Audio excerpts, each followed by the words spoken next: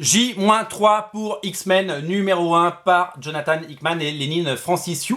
3 jours et vous découvrirez le nouveau numéro de X-Men avec le nouveau statu quo. Si vous avez lu House of X, eh bien vous connaissez ce qui se passe. Vous connaissez le nouveau statu quo, vous connaissez la nouvelle continuité des X-Men. Et si vous avez comme moi adoré le 6e épisode, vous allez certainement craquer. Et vous n'allez pas vous remettre de cette série puisque le House of X était absolument fabuleux, hein, il faut le dire, c'était vraiment dingue. Le 6e numéro m'a laissé, je l'ai lu 2 fois d'affilée, je l'ai lu une première fois, j'ai pas cru ce que j'ai lu, je l'ai lu une 2e fois et j'ai fait waouh, et j'ai adoré encore plus, je crois, la 2e fois que la première. Donc du coup ça donne très envie de lire X-Men numéro 1. La particularité d'X-Men numéro 1, c'est que c'est non seulement X-Men mais c'est aussi Uncanny X-Men, c'est-à-dire que ce sera je crois le 670e numéro ou 645e, voilà.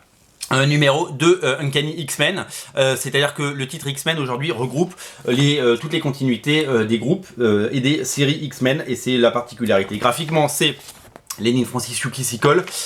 Quel plaisir de le voir sur un numéro 1 de X-Men.